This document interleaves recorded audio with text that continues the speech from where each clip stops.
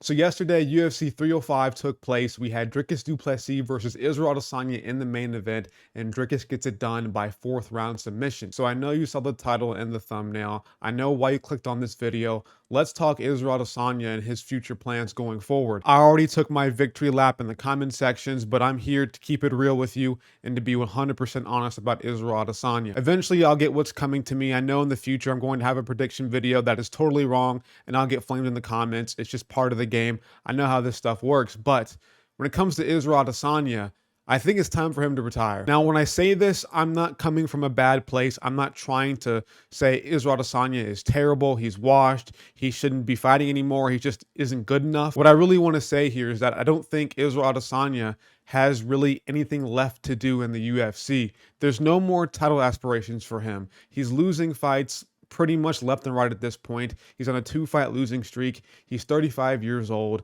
I think he needs to start taking time off and just looking towards maybe his future that isn't fighting. And I think that was pretty evident after the Sean Strickland loss. I think that really, I wouldn't say humbled Adesanya, but it really made him look at things in a different light.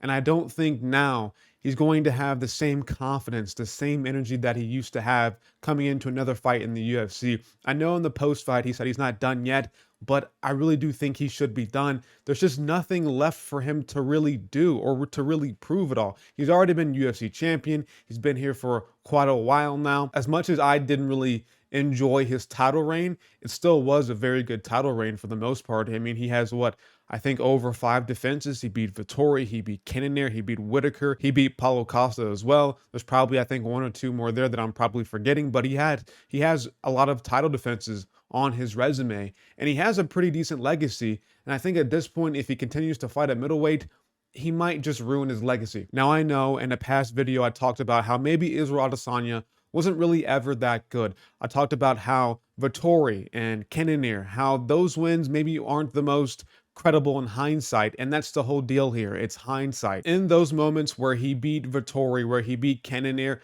those are pretty credible wins. But now that we're in the future now, we can kind of look back and say, maybe Cannonier was a bit too old. He just lost to Imavov by KO, TKO.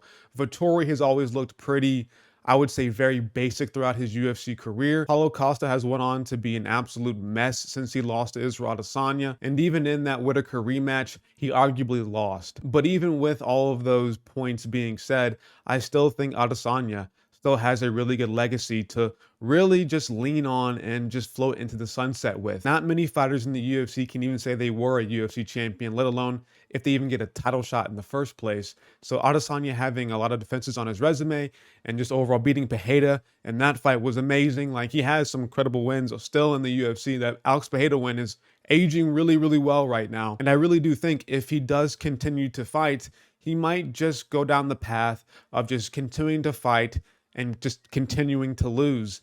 And I don't really like Adesanya like that. I'm not really a fan of him, but I think that would really put a sour taste in my mouth to watch Adesanya just go out and lose and lose and lose over and over again. Now, can Adesanya go out here and beat some fighters in the UFC still? Yes, 100%. I think he beats maybe some of the ranked guys at middleweight right now. But what would be the point of that? If Israel Adesanya fought Imavov maybe in the next coming months and he wins, what does that really do for Adesanya? Yes, he does get another name on his resume, but then he also kills a prospect in the outcome of that. And with him being 35 years old and continuing to age, it's not going to get any easier for him to keep winning in the UFC and eventually work himself back to another title shot. And even if he did do that and he works himself back to another title shot, maybe let's say he wins the belt again, what does that really do for Israel Adesanya? Yes, it does add legacy, but does it really matter at this point? I think if he does end up doing that, then it only kind of hurts the UFC at this point. That means Adesanya is probably going to be killing prospects in the meantime. And yes, Adesanya does offer big money fights. He is a big name in the UFC. He can definitely bring some money to that market still if he continues to fight. However, just what does he really gain from it at this point besides taking more damage in the octagon and taking more fights and possibly taking more losses? I guess it would be pretty cool if you're an Adesanya fan to see him work himself back up to another title shot and maybe winning it. That would be interesting to see. However, The odds of that are probably very low at this point, with him losing to Dricus and losing to Sean Strickland, who are the two guys at the top of middleweight right now. And we know as time goes on, these older fighters get worse and these new fighters get better. And there's no shortage of grapplers right now at middleweight. I think at this point, if he does want to work himself back up to a title shot, he's going to have to fight a grappler. And with him being 35 years old, him taking time off probably again, I just don't see a good path for success for Israel Adesanya. Even if he does get it done, it just doesn't make sense why he would do all this when he already has a good legacy and he already has all the money that he probably needs ever in the world. If Adesanya still continues to fight, the only thing he would be fighting for is just for fun, which is fine. It's cool. He can fight for fun, but why would you risk taking all this damage and going through these hard training camps and taking time away from your family and friends and all of these outcomes or hindrances to your personal life just to fight for fun? So that's my whole take when it comes to Adesanya retiring. I'll talk a little bit about the fight between him and Dricus. And overall, I was pretty surprised how Adesanya performed. I thought he performed pretty well. He didn't seem like he was rusty to me or that he was really washed at all. I know I claimed in my video that I thought he would be washed, but I didn't really see that washed version of Adesanya. He was making good reads against Dricus the entire fight, landing good body shots whenever Dricus's guard would be too high, landing a good uppercut through that high guard as well. Obviously, the low kicks, the body kicks with that high guard. He was really making Dricus punish for having a high guard by going to the body a lot in that fight. And I was wrong. I'll be honest with you. I thought Dricus would pressure Adesanya backwards, but it was the complete opposite for the majority of the fight. We saw Adesanya, the one walking forward and kind of walking Dricus down. And that allowed for him to blast a body kick and the blast the low kick and just use his hands against the body and just really abuse that hole in Dricus's high guard. And so when I was watching that fight, I didn't really see a really washed or really terrible Adesanya who's taken time off. I thought he looked overall pretty decent. But when we got into the third and fourth round, I think that's where maybe if I was going to claim that he was washed still, I think that's where the biggest kind of showing of that came from. In the third and fourth round, it got a little bit less technical for Adesanya and turned into more of a scrap between him and Dricus, which is what you really don't want to do when you're fighting Dricus. I think trying to go blow for blow with him and trying to scrap it out in the middle of the octagon is not the best game plan or the best choice to do when you're fighting Dricus, because he explodes forward, he has power, he's willing to throw pretty much anything in the pocket and just grit down and trade with you. Now, there were times when Dricus was on the back foot and he was willing to play that back foot game and try to explode forward on Adesanya, and sometimes he had success, but overall in that third and fourth round, that's where we saw Dricus, I think, have the most success. And sometimes Adesanya, I don't know if he was gassing or if he was just not really ready for Dricus in those moments, or he wasn't really ready for Dricus at times, but it just felt like he really wasn't able to move as efficiently versus Dricus. Maybe it was the low kicks from Dricus as well. He was landing a lot of low kicks against him. So maybe his movement was a bit more compromised from Dricus. But it felt like he was just trying to fade away a lot of the times, and Dricus always explodes forward. So whenever Adesanya would fade away and try to use his footwork to circle around him, Dricus would just keep going after him and trying to land big hooks on the chin. And that definitely caught Adesanya a few times. And I felt like he just didn't have the grit or the energy to really try to escape that position from Dricus. And that's pretty much how he got finished in the fourth round, because Dricus, again, was exploding towards Adesanya. He was trying to fade away and try to circle away from him, but Dricus was still staying on him. And it felt like maybe a past Adesanya would have been able to get out of that situation, but this current version of Adesanya just really couldn't find a way to get out of that, and it led to him getting hurt. I think he might have slipped and stumbled down.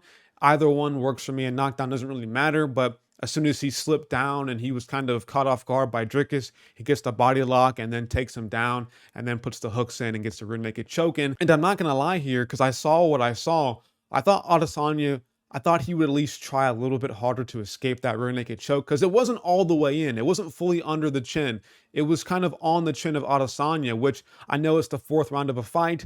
I know you're tired, you're gassed. These chokes are going to be more effective than they are in the first round when everybody's fresh. But I felt like he tapped a little bit prematurely. At least try to fight the hands a little bit longer than what he did, but you know what? I'm not Adesanya. I wasn't there in the cage. I don't know what he was feeling. Maybe he was actually rocked by Dricus. And when you're concussed and you're getting choked at the same time, maybe it's an entirely different feeling than what most people would understand if you are looking at Adesanya in that moment. So to basically bring you back to my point here, if you were to look at Adesanya and say, yeah, he don't got it anymore, I think it's that third and fourth round that really tells you that. Not because he lost, because Adesanya looked good in the first 2 rounds. I know Twitter in the fight was saying that DDP won the first round. I was leaning towards Adesanya. Maybe I'm incorrect here. I might have to rewatch the fight. But in the moment, I said Adesanya won that first round. DDP very well could have won that round, but I thought he was looking good in that third round as well. Like he was kind of taking it to Dricus there. I don't think that he was fully washed and that he can't fight anymore.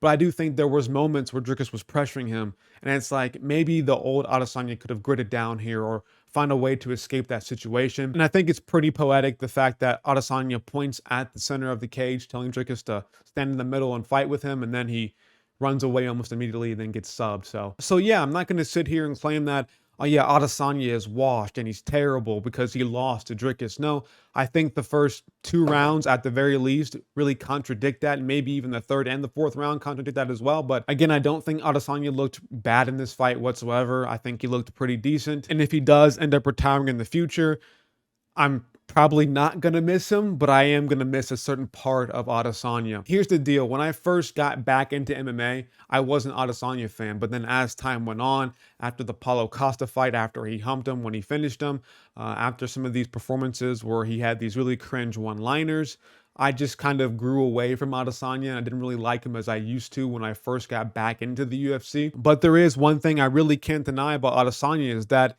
his popularity does bring me views to my channel, and he does make for really interesting fights. I'm always going to tune in for an Israel Adesanya fight night, regardless of how I feel about him when it comes to him touching his dog and when he's making these really cringe one-liners and saying these really just things I don't really resonate with. He's still going to bring a good market to the UFC. When I was watching him and Dricus walk out, I was getting the butterflies, which is a feeling that I haven't felt in quite a long time watching the UFC. I just haven't been hyped for any of these big, high-profile matchups. But every single time Adesanya fights, man, I'm excited for it. I am ready for it, regardless of how I feel about him personally. So if he does end up retiring, there's a certain part of me that's going to miss Adesanya. I'm not going to lie to you guys. I'm not a fan of Adesanya, but I will miss his fights. I will miss his terrible trash talk. I will miss his sometimes boring performances because it just brings attention to MMA like it should. Adesanya is a star. Like, he's not a Conor McGregor level star,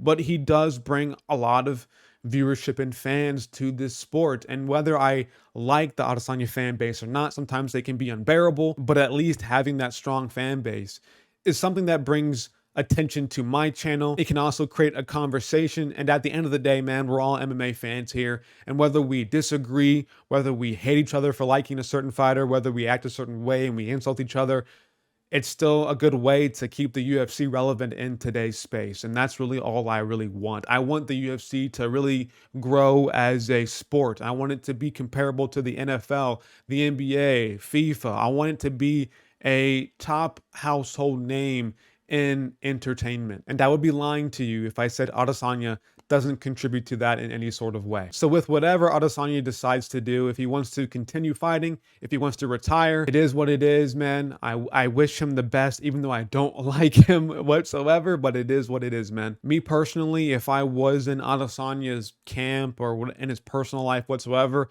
I would probably advise him to just give it up, man. There's no point in to keep on going anymore, but I'm only a 2,000 subscriber YouTube channel. I'm not in any sort of big space when it comes to any MMA fighter. But yeah, again, Adesanya, I think he should retire. That's all I really have for you guys today. If you enjoyed this video, give me a like, subscribe, bell icon for notifications. I'll see y'all later.